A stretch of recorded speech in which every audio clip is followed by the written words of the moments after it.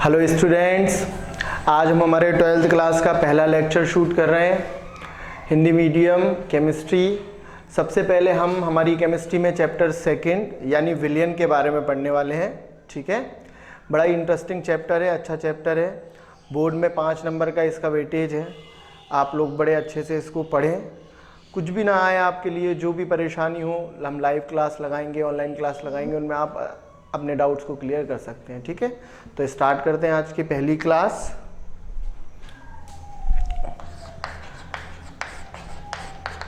Chapter second से हम हमारी केमिस्ट्री की शुरुआत करेंगे। ठीक है, फर्स्ट इसके बाद पढ़ लेंगे हम। ठीक है ना। सबसे पहले हम पढ़ रहे हैं चैप्टर सेकंड यानी विलियन। विलियन की अगर मैं बात करूं तो इससे 2 क्वेश्चन हर साल हमारे बोर्ड में पूछे जाते हैं। ठीक है, जिसमें से एक क्वेश्चन 2 नंबर का और एक क्वेश्चन 3 नंबर का पूछा जाता है। मतलब टोटल अगर वेटेज की बात करें बोर्ड में तो 5 नंबर का वेटेज है इस चैप्टर से बोर्ड के अंदर। ठीक है ना। आपको बड़े ध्यान से इस चैप्टर को पढ़ना है, मज़ा आएगा चैप्टर को पढ़ने में। ठीक है, तो स्टार्ट कर रहे हैं। विलियन जो होता है वो 3 प्रकार का होता है। There are 3 types of solutions are present। 3 प्रकार के विलियन होते हैं। कौन कौन से? पहला तो होता है भाई वास्तविक विलियन, दूसरा होता है कोलाइडी विलियन,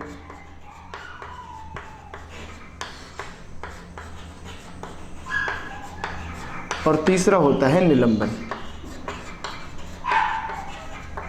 हमने 11th में भी थोड़ा बहुत पढ़ा हुआ है इस बारे में, लेकिन आगे जाके अब हम देखेंगे इसमें बहुत सी चीज़ें डिफरेंट आने वाली हैं। ठीक है ना। वैसे भी आप लोगों को ज़्यादा पुराना याद कहाँ रहता है ना। चलो, तो अगर मैं बात करूं कोलाइडी विलियन और निलंबन की, तो कोलाइडी विलियन और निलंबन ये दोनों ही चैप्टर हमें 12th में ही चैप्टर 5 में डिटेल में पढ़ना है।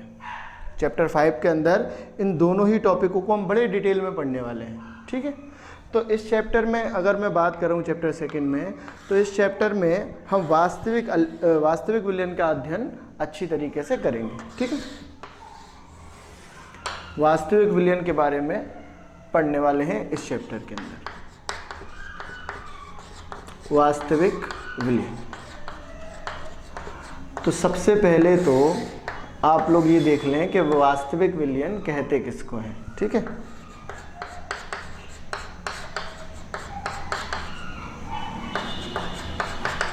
दो या दो से अधिक घटकों का समांगी मिश्रण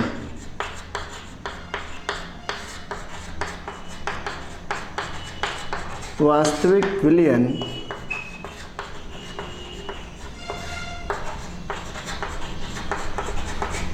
कहलाता है।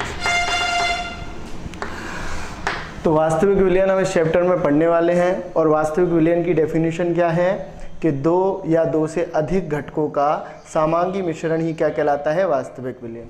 तो इस परिभाषा को हम समझ लेते हैं। इस परिभाषा में समझने के लिए हम सबसे पहले इस शब्द का मतलब समझेंगे, समांगी मिश्रण। समांगी मिश्रण मैंने आपको 11th में पढ़ाया हुआ है। समांगी मिश्रण, विषमांगी मिश्रण, ये चीज़ें मैंने आपको पढ़ाई थी। लेकिन चलिए भाई, अगर आपको याद नहीं है, आपको तो एक दिन पुराना याद नहीं रहता। ठीक, ये तो मैं 1 साल पहले की बात कर रहा हूँ। तो अगर बाई चांस आपको याद नहीं है तो मैं एक बार दोबारा से आपको समांगी मिश्रण के बारे में बता देता हूँ। ठीक है, देखिए, समांगी मिश्रण ऐसा मिश्रण होता है जिसमें 2 अलग अलग घटक जिनकी अवस्थाएं अलग अलग हों एक दूसरे में पूरी तरीके से घुल जाते हैं या पूरी तरीके से मिश्रित हो जाते हैं और एक अवस्था में आ जाते हैं। समझ पा रहे बात को? जैसे मैंने कोई घटक लिया और उस घटक की अवस्था है ठोस, और मैंने कोई घटक लिया, उस घटक की अवस्था है द्रव, और इन 2 अलग अलग अवस्था वाले घटकों को मैं मिलाऊं और जो मिश्रण तैयार हो वो एक ही अवस्था यानी द्रव में तैयार हो जाए। मतलब ज़रूरी नहीं है यहाँ पे द्रव ही हो, ठोस भी हो सकता है। कहने का मतलब जो मिश्रण है वो एक ही अवस्था में हो। उदाहरण से समझते हैं हम, ऐसे नहीं आएगा। जैसे मान लो मैंने ले लिया नमक। नमक की बात करें तो नमक की अवस्था कौन सी होती है भाई? ठोस। और बात करें पानी की, नमक और पानी ले लिया, पानी की अवस्था कौन सी होती है? द्रव। अब अगर आप देखें तो आपने मान लो कि नमक का एक छोटा टुकड़ा लिया, उस नमक के छोटे टुकड़े को आप पानी में डालें और पानी में डाल के घोलना शुरू करें। थोड़ी देर में हम क्या देखेंगे, नमक जो कि ठोस होता है पानी में जाने के बाद घुलना शुरू हो जाएगा, और थोड़ी देर बाद क्या नमक की ठोस अवस्था पानी के अंदर बचेगी? नहीं, नमक पानी के अंदर पूरी तरीके से घुल जाएगा और अपनी ठोस अवस्था को खो देगा। मेरे कहने का मतलब ये है कि नमक और पानी का मिश्रण तैयार कर रहा हूँ और जो खारा पानी मेरे पास बन रहा है, तो इस पानी के अंदर क्या नमक ठोस अवस्था में उपस्थित है? नहीं है, नमक पूरी तरीके से घुल चुका है और घुल के किस अवस्था में चला गया है? द्रव अवस्था में। कहने का मतलब मैंने दो अलग अलग अवस्था वाले घटकों को मिलाया और मिलाने पर जो मिश्रण तैयार किया, उस मिश्रण के अंदर दो अलग अलग अवस्थाएं नहीं है, एक ही अवस्था है। नमक और पानी को मैंने मिलाया, नमक जो कि ठोस था, पानी जो कि द्रव था, इस तरीके से मिलाया कि नमक ने पानी के अंदर जाके अपनी ठोस अवस्था को पूरी तरीके से खो दिया, और जो मिश्रण तैयार हुआ, इसी तरह के मिश्रण को हमने क्या बोला? सामांगी मिश्रण। समझ पाए आप? बहुत आसान बात है। दो घटक जिनकी अवस्थाएं अलग अलग हैं को आपने मिलाया और जो मिश्रण तैयार हुआ वो एक ही अवस्था में तैयार हुआ। समझे? हो क्या रहा है कि पानी द्रव अवस्था में है और इसमें जब आप नमक जो कि ठोस अवस्था में है को घोल रहे हो, तो नमक पानी में जाके पूरी तरीके से घुल जाता है और अपनी ठोस अवस्था को खो देता है, और जो मिश्रण तैयार हो जाता है उसी को हम क्या बोलते हैं? सामांगी मिश्रण। जैसे मैं एक उदाहरण और देता हूँ, शक्कर, ये तो होगी आपके घर में, है ना? होगा तो नमक भी। देखो शक्कर छोटे छोटे क्रिस्टल्स होते हैं, अवस्था कौन सी होती है बताओ जरा? अरे ठोसी होती है ना। शक्कर किस अवस्था में होता है? ठोस अवस्था में। शक्कर को आप पानी में घोलो, अच्छा घर पे घोलना अभी, ठीक है, थोड़ा शक्कर लेना, पानी में घोलना। जो ठोस शक्कर है थोड़ी देर में पानी में पूरी तरीके से घुल जाएगी कि नहीं? और इस तरीके से घुल जाएगी कि पानी में उसकी ठोस अवस्था बचेगी? नहीं बचेगी। शक्कर पानी के अंदर जाके अपनी ठोस अवस्था को पूरी तरीके से खो देगी, और जो मीठा पानी बनेगा उसकी अवस्था कौन सी होगी? द्रव। इसी तरह के मिश्रण को हम क्या नाम देते हैं? सामांगी मिश्रण। एक ऐसा मिश्रण जिसमें दो अलग अलग अवस्था वाले घटकों को मिलाया और अलग अलग अवस्था वाले घटक मिलकर एक ही अवस्था में आ गए, इसी तरह के मिश्रण को हम क्या नाम देते हैं? सामांगी मिश्रण। समझ पाए आप लोग? बड़ी आसान सी बात है, एक बार देख लीजिए। चैप्टर 2 विलयन का हम अध्ययन कर रहे हैं, जिसमें से 5 नंबर का पूछा जाता है हर साल बोर्ड में, एक 2 नंबर का क्वेश्चन, एक 3 नंबर का क्वेश्चन। सबसे पहले हम पढ़ रहे हैं विलयन के प्रकार। 3 प्रकार के विलयन हैं, जिसमें से 2 विलयन हमें आगे जाके चैप्टर 5 में पढ़ना है, और वास्तविक विलयन का अध्ययन हम इसी चैप्टर में करने वाले हैं। वास्तविक विलयन क्या है? 2 या 2 से अधिक तत्वों का सामांगी मिश्रण है। सामांगी मिश्रण क्या है? ऐसा मिश्रण जिसमें 2 घटक आपस में मिलें और एक अवस्था में आ जाएं। 2 घटक अलग अलग अवस्था वाले आपस में इस तरह से मिलें कि दोनों अपनी अवस्थाओं को जोड़कर एक ही अवस्था में आ जाएं। इसी तरह के मिश्रण को हम क्या नाम दे रहे हैं? सामांगी मिश्रण। जैसे कि नमक पानी के अंदर जाके अपनी ठोस अवस्था को पूरी तरीके से खो देता है और पानी के अंदर पूरी तरीके से घुल जाता है, और जो खारा पानी बनता है उसी को हम क्या बोलते हैं? सामांगी मिश्रण। और सामांगी मिश्रण ही क्या कहला रहा है? वास्तविक विलयन। 2 या 2 से अधिक घटकों का सामांगी मिश्रण ही क्या कहला रहा है? वास्तविक विलयन। नोट कर लीजिए।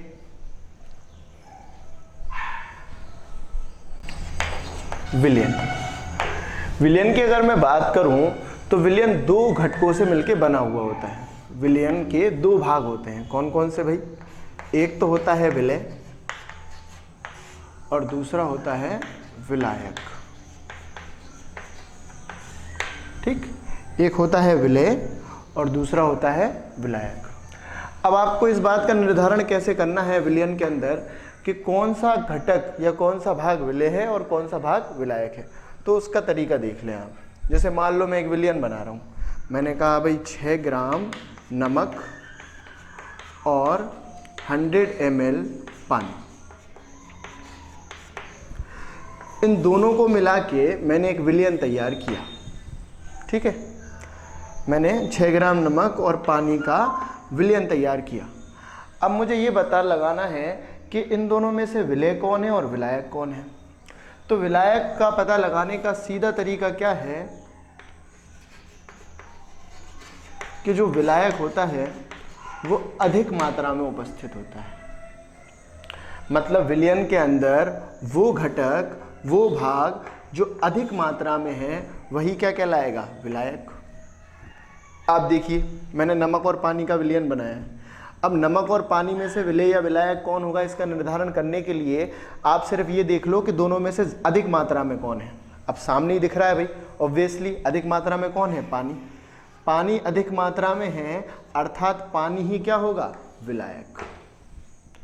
वो विलयन वो तत्व या वो घटक जो अधिक मात्रा में उपस्थित होता है वही घटक क्या कहलाता है? विलायक। और फिर जो कम मात्रा में होगा वो क्या कहलाएगा? विलेय। आसान बात है। जो अधिक मात्रा में वो विलायक, जो कम मात्रा में वो विलेय। फॉर द एग्जाम्पल, जैसे मान लो मैंने ए और बी को मिलाया और एक विलयन बनाया, ए बी विलयन। अब मुझे नहीं पता कि ए क्या है और बी क्या है। अब मैं आपसे पूछ लूं कि बताओ ज़रा इन दोनों में से विलेय कौन होगा और विलायक कौन होगा, तो आप कैसे बताओगे? मैंने कहा भाई ए जो है वो 5 ग्राम है और बी जो है वो 95 ग्राम है।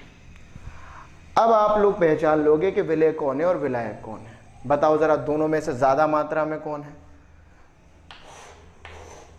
कौन है? बी ही है ना। इतना तो जानते हो ना, 95 ज़्यादा होगा, 10वीं 10वीं पास हो या डायरेक्ट आ गए। बी 95 ग्राम है, तो जो ज़्यादा मात्रा में है वही क्या है? विलायक। और जो कम मात्रा में वो क्या है? विलेय। ठीक है, तो जो ज़्यादा मात्रा में है वो विलायक, जो कम मात्रा में है वो विलेय। इस तरीके से हम विलयन के अंदर विलेय और विलायक का निर्धारण कर लेते हैं। आगे बढ़ते हैं। चैप्टर की बात करें तो इस चैप्टर में यानी विलयन में हमें 2 बिंदुओं को मुख्य रूप से पढ़ना है।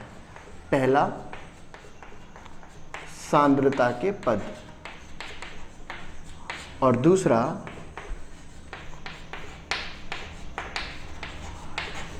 अणुसंख्यक गुणधर्म। पहला पढ़ना है सांद्रता के पद और दूसरा पढ़ना है अणुसंख्यक गुणधर्म। हम स्टार्ट करने जा रहे हैं आज सांद्रता के पद।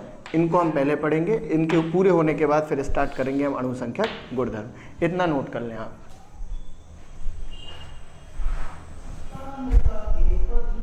सांद्रता के पद में सबसे पहले जो हम पढ़ रहे हैं वो पढ़ रहे हैं मोलरता यानी मोलैरिटी। तो सबसे पहले देख लेते हैं मोलरता की परिभाषा।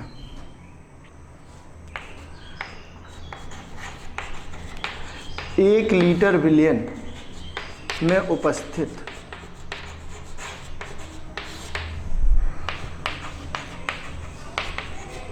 विलेय के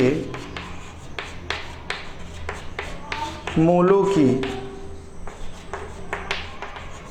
संख्या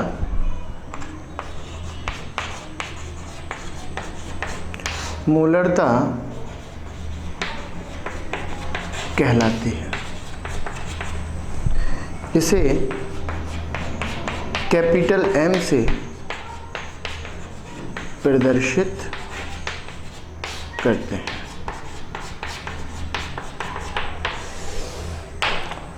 अब इस परिभाषा को समझ लें हम।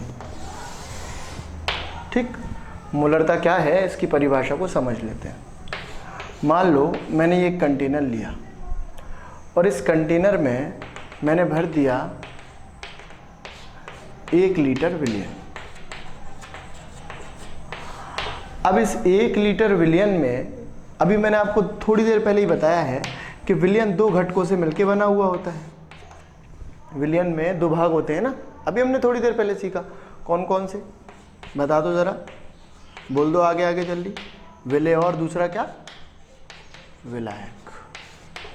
ठीक है ना। अब इस 1 लीटर विलयन के अंदर ये जो विलेय है, बताइए ज़रा, केमिस्ट्री में चीज़ों को गिनने के लिए मुझे विलेय के कण गिनने हैं, तो केमिस्ट्री में चीज़ों को गिनने के लिए हम एक इकाई का इस्तेमाल करते हैं। याद है आपको? मैंने बताया है आपको पहले 11th में कि भाई केमिस्ट्री में चीज़ों को गिनने के लिए परमाणुओं को, अणुओं को, आयनों को गिनने के लिए किसका इस्तेमाल करते हैं? हम इकाई का इस्तेमाल करते हैं। उस इकाई का नाम क्या है? मोल। तो यहाँ पे ये जो 1 लीटर विलयन है, इस विलयन के अंदर ये जो विलेय है, इस विलेय के जो मोल हैं, उस मोल की संख्या वही संख्या क्या कहला रही है? मोलरता। मोलरता क्या है? 1 लीटर विलयन के अंदर उपस्थित विलेय के मोलों की क्या संख्या ही क्या कहला रही है? मोलरता। बहुत आसान बात है। 1 लीटर विलयन में उपस्थित विलेय के मोलों की क्या संख्या ही क्या कहला रही है? मोलरता।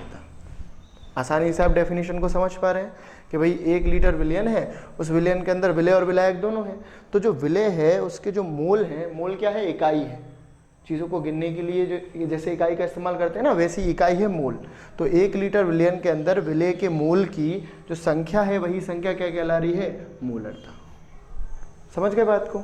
1 लीटर विलयन के अंदर जितने भी विलेय के मोल पड़े हुए हैं उसी संख्या को हम मोलरता कह रहे हैं। तो एक तरीका तो ये है, आप परिभाषा को याद कर लें, और एक तरीका आप इसके सूत्र से भी इसकी परिभाषा को याद कर सकते हो। अगर बात कर रहा हूं मोलरता की, तो मोलरता का सूत्र क्या है? देखिए, मोलरता का सूत्र है विलेय के मोलों की संख्या बटे विलयन का आयतन, जो कि हमें लेना है लीटर में। लीटर में मोलरता का सूत्र क्या है? मोलरता बराबर विलेय के मोलों की संख्या बटे विलयन का आयतन। तो अगर आप परिभाषा को सूत्र की सहायता से याद करना चाहें तो भी कर सकते हैं आप। कैसे भाई? विलयन का आयतन किस में लेना है? लीटर में। अगर विलयन का आयतन जो कि मुझे लीटर में लेना है, अगर मैं इसका मान 1 रख दूं, यानी 1 लीटर रख दूं, तो आप मुझे बताइए कि इसके बटे में विलयन का आयतन मैंने 1 लीटर ले लिया, तो इसके पूरे बटे में कितना आ जाएगा? 1। बताइए, भाग में यानी बटे में 1 का कोई मान मतलब होगा क्या? नहीं। तो ये पूरा मान हट जाएगा। उस स्थिति में विलेय के मोलों की संख्या ही किसके बराबर हो जाएगी? मोलरता की।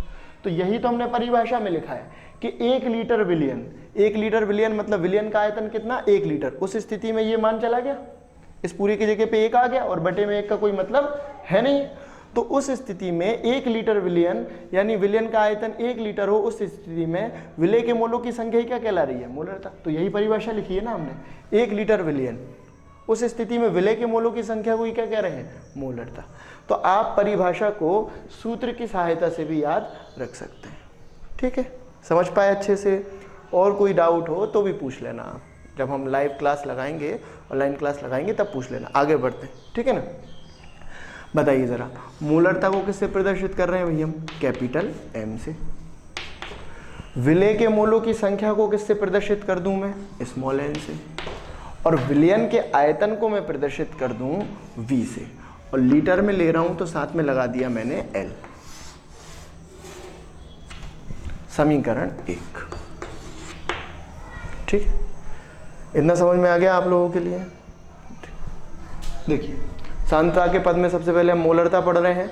मोलरता की परिभाषा क्या है? 1 लीटर विलयन में उपस्थित विलेय के मोलों की संख्या ही क्या कहला रही है? मोलरता।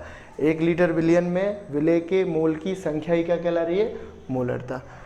एक तो ये तरीका है, सूत्र की सहायता से भी आप समझ सकते हो। विलयन का आयतन यदि 1 लीटर रख दें, उस स्थिति में ये पूरी वैल्यू हट जाएगी, बटे में 1 का कोई मतलब नहीं रहेगा। उस स्थिति में विलेय के मोलों की संख्या ही किसके बराबर हो जाएगी? मोलरता के। मोलरता को M से, विलेय के मोलों की संख्या को N से, और विलयन के आयतन को जो कि लीटर में लेना है VL से प्रदर्शित कर दिया। समीकरण 1 आ गया, नोट कर लीजिए।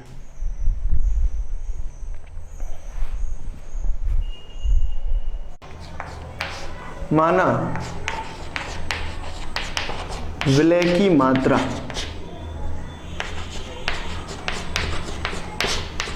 W1 तथा विलेय का मोलर भार M1 है, तब यदि मैंने मान लिया कि विलेय की जो मात्रा है वो W1 है और विलेय का जो मोलर भार है वो M1 है, तो उस स्थिति में मोल की अगर मैं बात करूं तो मोल निकालने के 3 सूत्र होते हैं जो कि हमने 11th में पढ़े हुए हैं, ठीक है। अब भाई किसी ने 11th में मोल कंसेप्ट नहीं पढ़ा है, या किसी ने 11th ही नहीं पढ़ी है, या भाई बहुत से लोगों ने पढ़ी होगी उन्हें याद नहीं होगा, है ना। तो वो मोल का सीधा फार्मूला यहाँ याद कर लेंगे जो काम में आने वाला है हमारे। मोल बराबर मात्रा बटे मोलर भार। जो फॉर्मूला मोल का यहाँ काम में आने वाला है वो क्या है कि मोल बराबर मात्रा बटे मोलर भार। किसी भी चीज़ के मोल निकालने के लिए उसकी दी गई मात्रा में उसके मोलर भाग से भाग दे देना है। जैसे ही हम मात्रा में मोलर भाग से भाग देंगे तो हमारे पास क्या आ जाने वाले हैं, मोल। आसान बात है, ठीक है। अब यहाँ पे बात हो रही है विलय के मोलों की संख्या की। अभी लिखे थे ना मैंने विलय के मोल। बताइए ज़रा, विलय के मोल की संख्या को किससे प्रदर्शित किया था, n से। यहाँ पे हम मोल निकाल रहे हैं, किसके मोल निकाल रहे हैं, विलय के मोल। विलय के मोलों को किससे प्रदर्शित किया था, n से। अब मोल निकालने के लिए क्या करेंगे, मात्रा बटे मोलर भार। मात्रा, बताइए विलय की मात्रा कितनी मान ली हमने, W1 बटे मोलर भार। बताइए विलय का मोलर भार कितना मान लिया हमने, M1। समीकरण 2 आ गया। कैसे आ गया भाई, इस सूत्र से आ गया ना। मोल, यहाँ पे बात हो रही है विलय की, तो विलय के मोल किससे प्रदर्शित कर रहे हैं हम, n से। निकालने का तरीका क्या है मोल को, मात्रा बटे मोलर भार। तो यानी हमें विलय के मोल निकालने के लिए विलय की मात्रा में विलय के मोलर भाग से भाग देना पड़ेगा। तो विलय के मोल यानी n निकालने के लिए मात्रा कितनी मान ली हमने, विलय की मात्रा W1 बटे विलय का मोलर भार कितना मान लिया हमने, M1 से भाग दे देंगे। विलय की मात्रा यानी W1 में विलय के मोलर भार यानी M1 से भाग देंगे तो हमारे पास क्या आ जाने वाला है, n यानी क्या, विलय के मोल। ये हो गया हमारे पास समीकरण 2। अब मान लो मैंने लिखा भाई 1000 ml। अब बताना जरा 1000 ml मतलब कितना लीटर। अब अगर इतना भी नहीं पता तो 8th क्लास दोबारा पढ़ना पड़ेगी हमें, हैं भाई। 1000 ml मतलब 1 लीटर ना। कैसे निकालते हैं भाई, ml को लीटर में कैसे चेंज करते हैं, 1000 से भाग देकर, 1000 से भाग देकर। 1000 में 1000 से भाग देंगे, 1 लीटर आ जाएगा। फॉर द एग्जाम्पल मैं बोल दूँ 5000 ml मतलब कितना लीटर। तो आप कैसे बताओगे, 1000 से भाग दे दो, 3 0 से 3 0, 5 लीटर आ गया, ठीक है। अब मैं ये आपको कुछ 8th क्लास नहीं पढ़ा रहा हूँ, समझ रहे हैं। मैं आपको ये बताना चाहता हूँ कि यदि कोई भी आयतन, आयतन को हम किससे प्रदर्शित कर रहे हैं, V से। यदि कोई भी आयतन ml में उपस्थित है, यदि कोई भी आयतन किस में उपस्थित है, ml में, और अगर उस आयतन को आपको लीटर में बदलना है तो ml वाले आयतन में आपको 1000 से भाग देना पड़ेगा। कोई भी आयतन अगर ml में उपस्थित है और उसे आपको लीटर में बदलना है, जैसे अभी 1000 ml था, उसे लीटर में बदलना था तो किससे भाग दिया, ml वाले में 1000 से, तो 1 लीटर हो गया। मेरे कहने का मतलब है कि किसी भी ml वाले आयतन को लीटर में बदलने के लिए आपको किससे भाग देना पड़ेगा, 1000 से। तो वो ml वाला आयतन किस में परिवर्तित हो जाएगा, लीटर में। ये हो गया हमारा समीकरण 3, ठीक। अब देखें समीकरण 1, 2 व 3 से, ठीक। समीकरण 1, 2 व 3 से, समीकरण 1, 2 व 3 से। समीकरण 1 बताना जरा, अभी लिखा था कितना था, यही था ना समीकरण 1, m बराबर n/VL निकाला था ना थोड़ी देर पहले, यही है समीकरण 1। बताइए ज़रा, इस समीकरण 1 में अगर मैं समीकरण 2 से n का ये वाला मान, n बराबर कितना है, W1/M1, अगर यहाँ रख दूँ, n की जगह पे क्या रख दूँ मैं, n का मान W1/M1, ठीक। और समीकरण 3 से VL का ये वाला मान मैं यहाँ रख दूँ, VL की जगह पे क्या लिख लें हम, VML/1000। तो मैंने n का मान रख दिया और VL का मान रख दिया समीकरण 1 में, ठीक। अब इतना मैथ तो आपको आता होगा कि ये चीज़ बटे के बटे में है ना, तो ये बटे के बटे में है तो पलट के कहाँ जाएगी, ऊपर, और जब पलट के ऊपर जाएगी तो किस में हो जाएगी, इनटू में। ऐसा लिख देंगे ना हम, W1/M1। ये चीज़ तो ऐसे कैसे है, ये पलट के ऊपर जाएगी, 1000 ऊपर और VML नीचे, पलट के ऊपर लेकिन जब पलट के ऊपर जाएगी तो ये किस में आ जाएगी, इनटू में आ जाएगी ना। ये हो गया हमारा समीकरण 4। बताओ ज़रा इस समीकरण 4 में W1 क्या है, विलय की मात्रा, M1 क्या है, विलय का मोलर भार,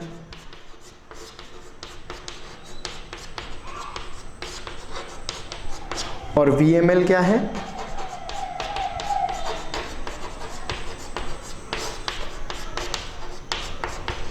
विलयन का आयतन, जो कि इस बार ml में है। देखिए बटे के बटे में थी तो पलट के ऊपर पहुंची, 1000 ऊपर और VML नीचे, ऊपर पहुंची तो किस में आ गई, इनटू में। अब हम देख लेते हैं सूत्र में क्या है, m मतलब तो मोलरता ही है, W1 क्या है, विलय की मात्रा। देखो हमने माना था ना, विलय की मात्रा कितनी मानी थी, W1, और विलय का मोलर भार कितना माना था, M1, और V क्या है, V यानी विलयन का आयतन। L लगा था तो लीटर में था, अब ml लगाए तो ml में है। ठीक है, अगर मान लो कि आपको ये 3 चीज़ें दे दी जाए तो आप इन तीनों चीज़ों को यहाँ पे सूत्र में रख के m यानी मोलरता का मान आसानी से निकाल सकते हो कि नहीं, बोलो, निकाल ही सकते हैं। तो हमारे बोर्ड में, MP बोर्ड में जो इस चैप्टर से न्यूमेरिकल का पैटर्न है वो बहुत ईजी है, बहुत आसान तरह के न्यूमेरिकल इस चैप्टर से पूछे जाते हैं, ज़्यादा टफ नहीं पूछे जाते। 2014 और 16 में इसी मोलरता से न्यूमेरिकल पूछे गए, लेकिन बहुत आसान। अब आप ही सोचो, अगर तीनों का मान आपको मिल जाए तो मान रख के m यानी मोलरता निकल जाएगी, आसान बात है। ठीक है ना, तो आसान न्यूमेरिकल पूछे जाते हैं। और आपको एक बात और बता दूं कि अभी तक जो न्यूमेरिकल इस चैप्टर से पूछे गए हैं और इस टॉपिक से पूछे गए हैं, तो इस टॉपिक से इसी फार्मूले से न्यूमेरिकल पूछे गए, समीकरण नंबर 4 से। तो इसको ध्यान से याद कर लें आप लोग। वैसे तो हमने अच्छी तरीके से समझ लिया है, नोट कर लें, आगे बढ़ते हैं।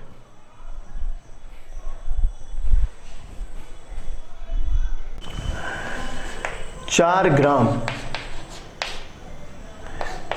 NaOH को 250 ml, या फिर ये बोलूं कि 4 ग्राम NaOH 250 ml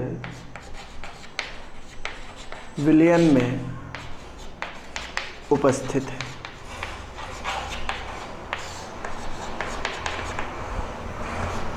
विलयन की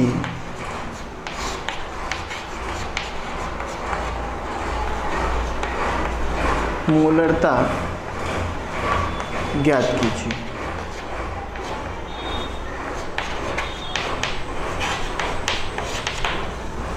विलयन की मोलरता ज्ञात कीजिए।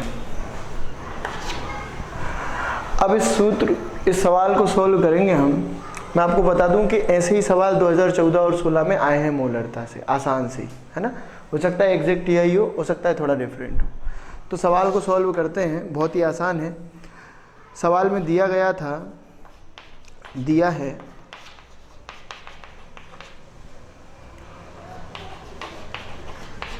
सबसे पहले मैं लिख रहा हूं विलय की मात्रा। अब मैं आपको सिखा चुका हूं कि आपको विलयन के अंदर विलय कैसे पहचानना है। देखिए विलयन कितना है 250 ml और NaOH कितना दिया है 4 ग्राम। अब आप मुझे ये बता दीजिए कम मात्रा में कौन होगा। जाहिर सी बात है NaOH ही है। जो कम मात्रा में होता है वही क्या होता है, विलय। यानी विलय कौन है, NaOH। कैसे पहचान करी आपने, जो कम मात्रा में होगा वही क्या होगा, विलय। और कम मात्रा में कौन है, NaOH। तो NaOH क्या है, विलय। तो विलय की मात्रा यानी W1 कितना हो गया, 4 ग्राम। विलय का मोलर भार,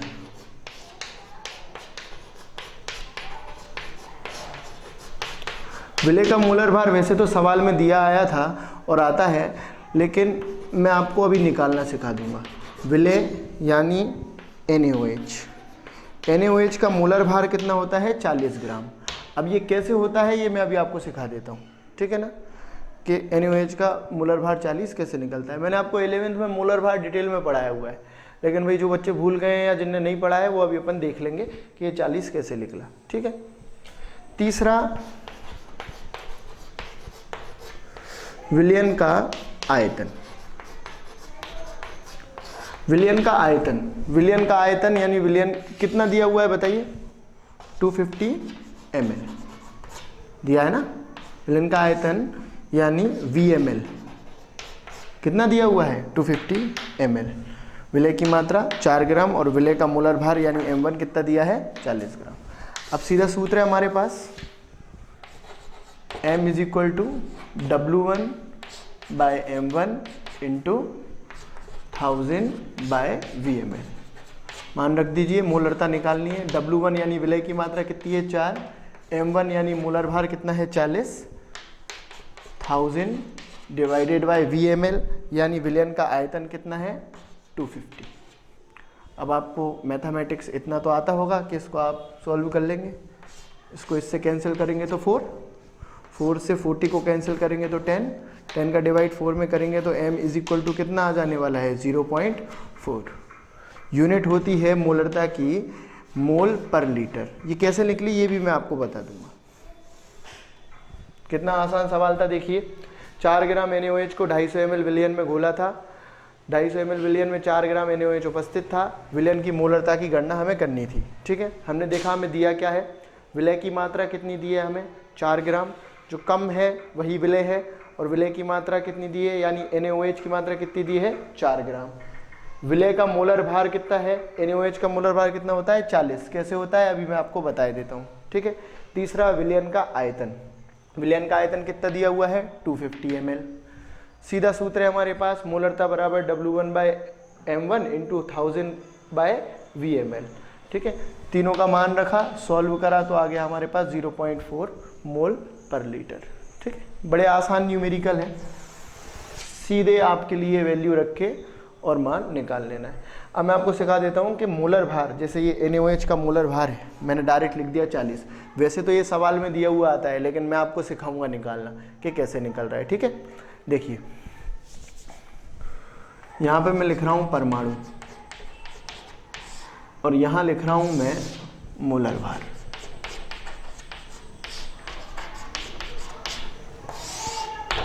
ठीक, जैसे हाइड्रोजन की बात करूं तो हाइड्रोजन का होता है 1 ग्राम। सारे नहीं लिखूंगा मैं, यहाँ पे मैं वही लिखूंगा जिनसे मोस्ट ऑफ द कंपाउंड बनते हैं और जिनको याद रखने से मोस्ट ऑफ द कंपाउंड्स का मोलर भार निकालना आपको आ जाए, ठीक है। नाइट्रोजन का होता है 14 ग्राम, ऑक्सीजन का होता है 16 ग्राम, सोडियम का होता है 23 ग्राम,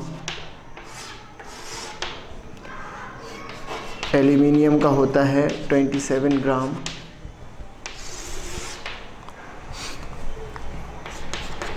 फास्फोरस का होता है 31 ग्राम,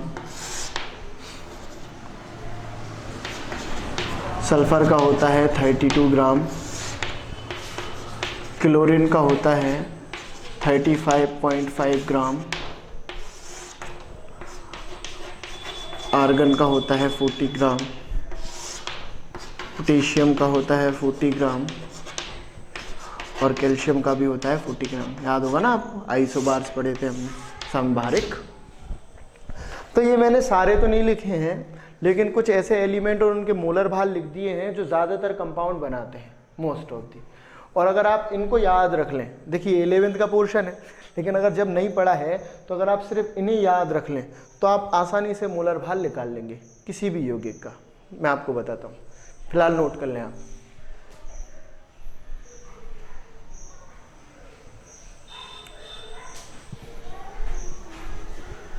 अभी मैंने लिखा था NaOH, अब NaOH का मोलर भार मैंने लिखा था 40 ग्राम। कैसे निकाला ज़रा देख लो आप सब।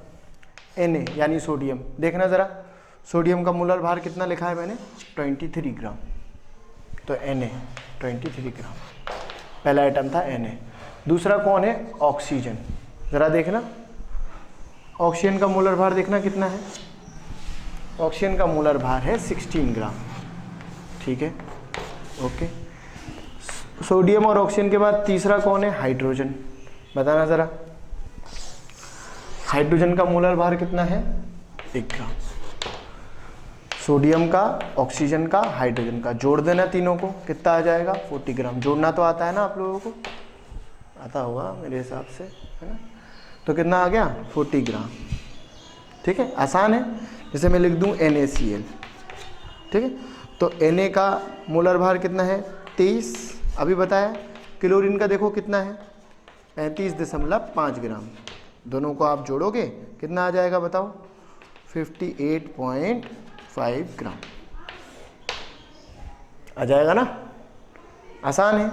जैसे मान लो मैं लिख दूं H2O, पानी का मोलर भार कितना है बताओ। एक हाइड्रोजन का 1 ग्राम तो 2 हाइड्रोजन का 2 ग्राम प्लस ऑक्सीजन का कितना होता है 16 ग्राम, टोटल कितना आ गया 18 ग्राम। बहुत आसानी से हम मोलर भार निकाल सकते हो। फॉर द एग्जाम्पल मैं लिख दूं H2SO4, बताओ एक हाइड्रोजन का 1 ग्राम तो 2 हाइड्रोजन का 2 ग्राम, 2 हाइड्रोजन। फिर क्या है सल्फर, बताओ ज़रा सल्फर का मोलर भार कितना है बताना, लिखा है सामने 32 ग्राम प्लस एक ऑक्सीजन, बताना ज़रा एक ऑक्सीजन का अगर 16 है तो 4 ऑक्सीजन का कितना होगा, एक ऑक्सीजन का 16 तो 4 ऑक्सीजन का 16 गुणा 4 कितना हो गया 64, 16 चौको 64।